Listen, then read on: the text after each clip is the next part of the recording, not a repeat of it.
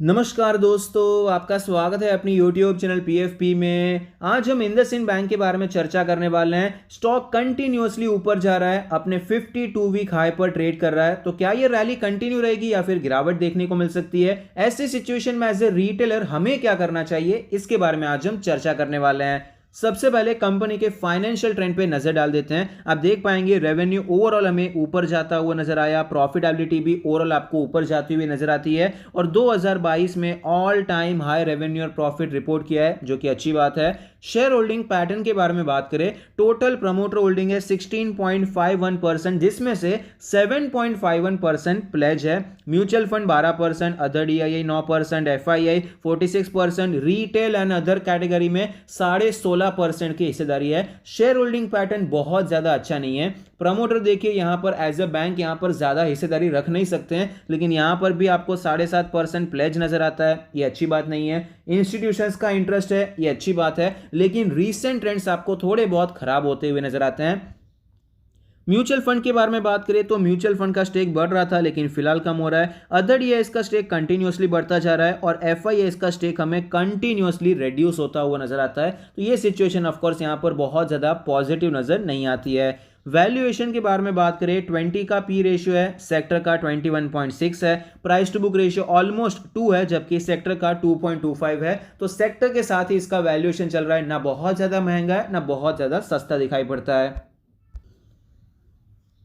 पिछले एक साल में आपको स्टॉक में अच्छी खासी वॉलेटिलिटी देखने को मिली है। 1250 के लेवल से स्टॉक 800 तक आता हुआ नजर आया और 800 से वापस ये 1250 तक पहुंच चुका है। अब देख पाएंगे कि 800 से 1200 आपको 50% से भी ज्यादा के रिटर्न्स इंडसइंड बैंक ने पिछले 3-4 महीने में बना कर दिए हैं। फिलहाल ये स्टॉक अपने सारे मूविंग एवरेज के ऊपर है। सीक्वेंस भी आपको बुलिश नजर आता है, 20, 50, फिर 100 और फिर 200 डेज का मूविंग एवरेज है। यहाँ पर वॉल्यूम में बाइंग भी होती हुई नजर आती है। पहले यहाँ पर भी अच्छे खासे वॉल्यूम में बाइंग हुई थी, यहां पर भी जो तेजी आई थी वॉल्यूम सपोर्टेड तेजी हमें देखने को मिली है। डेली RSI 77 का लेवल है, मोमेंटम बहुत ही अच्छा है। अब यहां पर इंपॉर्टेंट लेवल्स के बारे में बात करें तो रिसेंटली आपको यहां पर एक ब्रेकआउट देखने को मिला है, जो सपोर्ट नजर आता है, जहां से रीटेस्ट करके ये ऊपर गया है। 1190 ऑलमोस्ट 1200 के आसपास का जोन हमारे लिए सपोर्ट की तरह नजर आएगा। रेजिस्टेंस के बारे में बात करें, चार्ट पर आपको कोई खास रेजिस्टेंस बहुत नजदीक नजर नहीं आएगा, लेकिन 1300 का लेवल एक यहां पर साइकोलॉजिकल लेवल भी हो जाता है। और ये जो कॉन्सोलिडेशन हुआ था उसके बाद जो ब्रेकआउट हुआ था, ये रेंज भी ऑलरेडी यहां पर अचीव हो चुकी है। तो 1300 का लेवल इस हिसाब से भी आपको एक रेजिस्टेंस की तरह दिखाई पड़ सकता है। अब वीकली चार्ट पे चलते हैं। वीकली चार्ट पे अगर हम इंपॉर्टेंट लेवल्स निकालने जाते हैं, रेजिस्टेंस आपको बहुत ही ऊपर नजर आएगा, अप्रोक्सीमेटली 1500 के आसपास का लेवल। कोविड के पहले जो हाई लगाया था वो लेवल हमारे लिए एज ए रेजिस्टेंस होगा। सपोर्ट के बारे में बात करें, सपोर्ट हमारा ये लेवल रहने वाला है 1100 के आसपास का लेवल, जहां से आपको कुछ हफ्ते कंसोलिडेशन के बाद एक ब्रेकआउट देखने को मिला है। तो 1100 और 1500 का लेवल आपको इंडसइंड बैंक में सपोर्ट और रेजिस्टेंस वीकली चार्ट पे नजर आता है, क्योंकि बहुत ही ज्यादा वॉलेटाइल है, इसलिए इसके इंपॉर्टेंट लेवल्स वीकली चार्ट पे आपको दूर नजर आते हैं। अब मंथली चार्ट पे चलते हैं। मंथली चार्ट पे आप देख पाएंगे किस प्रकार से आपको भारी गिरावट यहां पर देखने को मिली, स्लो रिकवरी होती हुई नजर आई, लेकिन इसके ऊपर आपको ये 2 बार जाने की कोशिश करता हुआ नजर आया, सस्टेन नहीं हो पाया, गिरावट हो रही थी। यहां से वापस एक अच्छी रिकवरी देखने को मिली है, ब्रेकआउट होता हुआ नजर आता है और मंथली चार्ट पे भी आपको सेम लेवल्स ही नजर आते हैं। सपोर्ट एक्चुअली थोड़ा नीचे चला जाएगा, 1000 रुपीज के आसपास का सपोर्ट हो जाएगा, क्योंकि यहां से एक स्ट्रॉन्गेस्ट ब्रेकआउट यहां से एक्चुअली आपको देखने को मिला है। और रेजिस्टेंस हमारा सेम है, 1500 का लेवल रेजिस्टेंस की तरह दिखाई पड़ता है। तो यहां पर क्या ये रैली कंटिन्यू रहेगी और स्टॉक 1500 तक जा सकता है? देखिए, होने को कुछ भी हो सकता है। ब्रेकआउट हुआ है, यहां पर रैली कंटिन्यू रह सकती है, लेकिन जिस हिसाब से स्टॉक में पिछले 3 महीने में आपको एक अच्छा मोमेंटम देखने को मिला है, तो ये इसी प्रकार से मोमेंटम कंटिन्यू रहेगा, उसकी प्रोबेबिलिटी कम हो जाती है।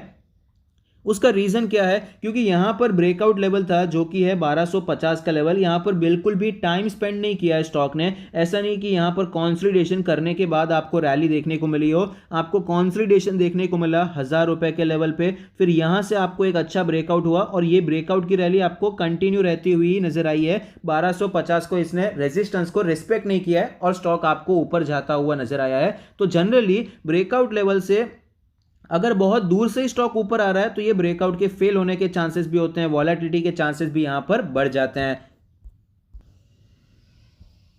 अगर आप शॉर्ट टर्म के लिए यहाँ पर काम करना चाहते हैं तो एज अ मोमेंटम इसे प्ले करने की कोशिश कर सकते हैं। इसका जो 1200 का सपोर्ट है, इसके आसपास अगर आपको स्टॉक मिलता है, अच्छा कोई प्राइस एक्शन मिलता है, तो आप यहाँ पर खरीदारी कर सकते हैं। छोटे स्टॉप लॉस के साथ आप एंटर करने के बारे में सोच सकते हैं। पोजिशनल ट्रेड के बारे में बात करें तो पोजिशनल ट्रेड में यहाँ पर मेरे हिसाब से मैं इसको अभी ज़्यादा प्रेफर नहीं करूँगा। मैंने लास्ट ईयर शायद यहाँ पर एक पोजिशनल ट्रेड लिया था, जब ये एक अच्छा ब्रेकआउट देखने को मिला था। ये ब्रेकआउट बाद में फेल होता हुआ नजर आया था, उसके बाद अच्छी खासी गिरावट भी देखने को मिली थी। मैंने तो ऑफकोर्स यहाँ पर स्टॉप लॉस पे स्टॉक यहाँ पर एग्जिट ही कर दिया था। लेकिन एक चीज मैंने यहाँ पर नोटिस की, जब भी हम पोजिशनल ट्रेड ले रहे हैं, मतलब हम यहाँ पर खरीदारी कर रहे हैं 3 महीने, 6 महीने, 12 महीने के लिए, तो ऐसे टाइम पे फंडामेंटल्स को टोटली इग्नोर नहीं करना चाहिए। इंडसइंड बैंक फंडामेंटली इतनी ज्यादा स्ट्रांग नहीं है जितनी आपको दूसरी बैंक्स मिल जाती है। यहाँ पर कॉर्पोरेट गवर्नेंस के कई इश्यूज देखने को मिले हैं, साथ ही साथ आपको फाइनेंशियल ट्रेंड भी इतना मजबूत नजर नहीं आता है, आपको रेगुलर में प्रॉफिट्स नजर नहीं आते हैं, शेयर होल्डिंग पैटर्न भी इतना अच्छा नजर नहीं आता है।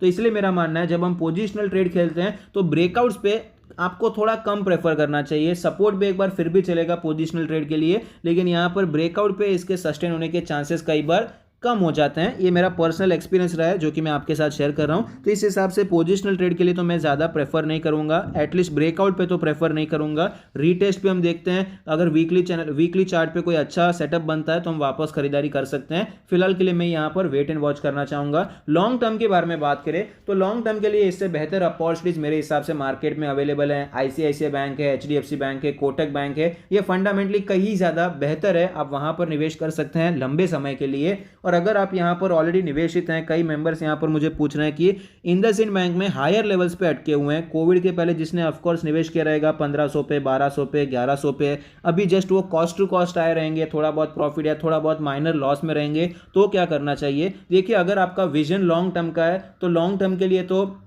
बेहतर सिक्योर यहां पर आपको बैंक्स मिल जाती हैं जो कंपैरेटिवली फंडामेंटली भी अच्छी है और वहां पर आपको एक अच्छा फाइनेंशियल ट्रेंड मिल जाता है, अच्छा शेयर होल्डिंग पैटर्न मिल जाता है, तो वहाँ पर आप निवेश करने के बारे में सोच सकते हैं। और ऑफ कोर्स अगर आपने ट्रेड के लिए लिया है, अगर आपने वहाँ पर पहले स्टॉप लॉस नहीं लिया था तो आपको ये भी पता चल गया होगा स्टॉप लॉस कितना ज़रूरी होता है। तो अब यहाँ पर मेरे हिसाब से आप कॉस्ट टू कॉस्ट पे जो भी आपका माइनर प्रॉफिट है आप एग्जिट करना चाहें, अगर आपका वो ट्रेड पर्सपेक्टिव था तो एग्जिट करने के बारे में सोच सकते हैं। आई होप आपको ये वीडियो पसंद आता है, कुछ सीखने को मिलता है। Thank you, stay happy, happy investing.